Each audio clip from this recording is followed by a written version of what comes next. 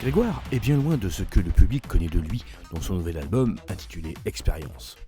Il s'offre en effet une parenthèse électro très marquée, même si l'autre partie du disque était le piano-voix.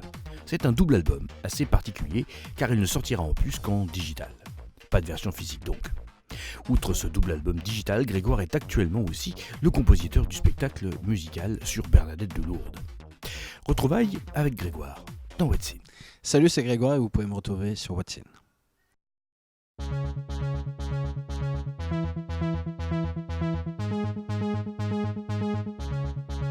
T'es la plus belle, intemporelle, mon éternelle.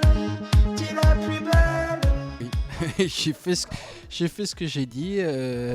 Déjà le concept, c'est-à-dire de sortir un album que sur Internet, que en digital, que en streaming ou en téléchargement. Et aussi, effectivement, tout en faisant un album piano-voix, un peu l'album des fans d'une certaine manière, j'ai tenté une expérience avec des sons électroniques, donc des chansons pop avec des sonorités électroniques.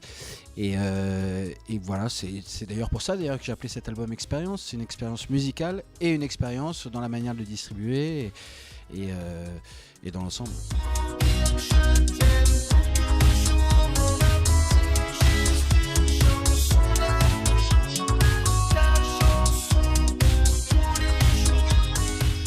Le but, c'était de tenter. Moi, c'est un style que j'aime.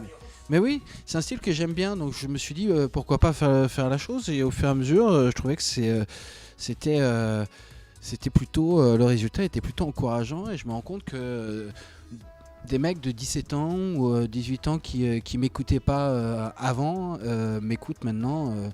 J'allais dire essayer de regrouper un peu toutes les générations. Il y en a effectivement, je sais que l'album piano-voix il est plus pour certaines personnes et l'album électro il est plus pour d'autres. Et puis c'est pour différents moments aussi. Mon album électro on peut l'écouter en faisant un footing, en faisant un truc comme ça. L'album piano-voix c'est plus intime. Voilà, c'est pas le même album. C'est deux albums séparés.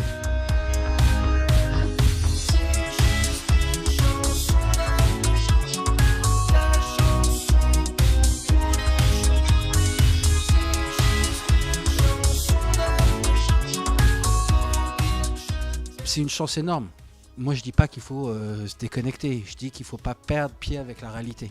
Évidemment, je suis le premier, je sors mon album en digital, je fais toutes ces choses-là. Les réseaux sociaux, c'est vraiment quelque chose de très important. Mais à côté de ça, il y a quand même pas plus important que la vie de tous les jours non plus.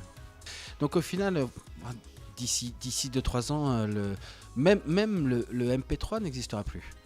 Donc il n'y aura plus que des sites de streaming. Donc au bout d'un moment, j'allais dire autant se mettre à la page maintenant. Ça sert à quoi de se retourner et de se dire qu'est-ce qui se passe ? Autant essayer de faire le truc maintenant. Et en tout cas c'est ultra excitant. Moi j'adore. C'est une super aventure.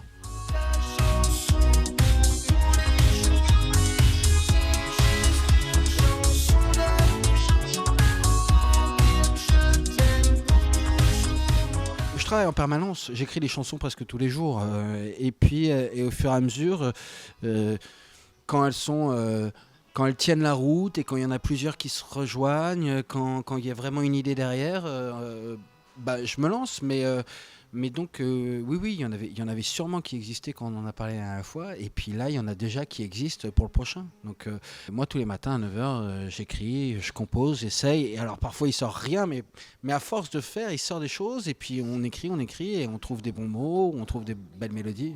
D'aller tous les jours en studio, d'aller tous les jours faire quelque chose, au bout d'un moment forcément il sort quelque chose. Mais Goldman quand il se balade dans la rue, il regardait et le moindre truc il le notait dans un carnet. C'est une façon de entre guillemets travailler son inspiration. Je pense pas que ça tombe sur le coin de la gueule. C'est à force de travail, un jour il y a une chanson qui vient facilement parce qu'on a 10 ans de pratique derrière nous.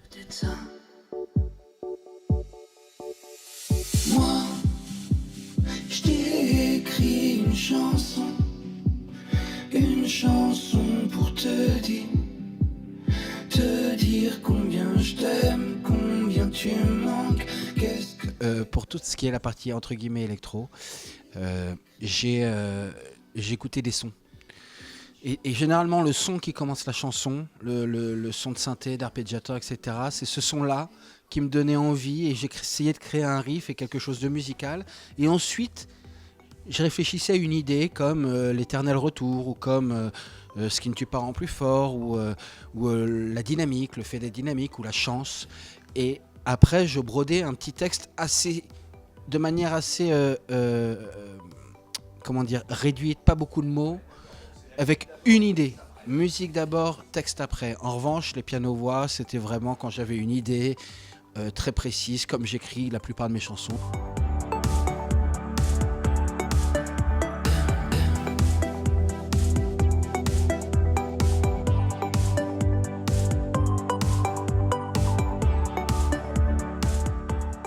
Mes premières amours électroniques, c'était Radiohead quand ils ont commencé à évoluer vers ce style-là.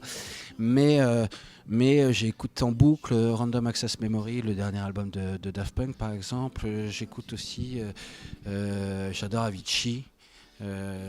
Et j'adore en fait ces deux univers-là, vraiment, soit le côté un peu à la Moroder, Daft Punk, soit vraiment le côté Avicii, et j'allais dire en digressant vers même Sia, toutes ces choses-là, tout cet apport électronique, cette chanson pop, parce que ça reste des chansons pop. L'idée c'était pas ça, l'idée c'était vraiment de la pop avec des sonorités électroniques, et donc il y a même une chanson qui est un peu hommage à Robert Miles à l'époque.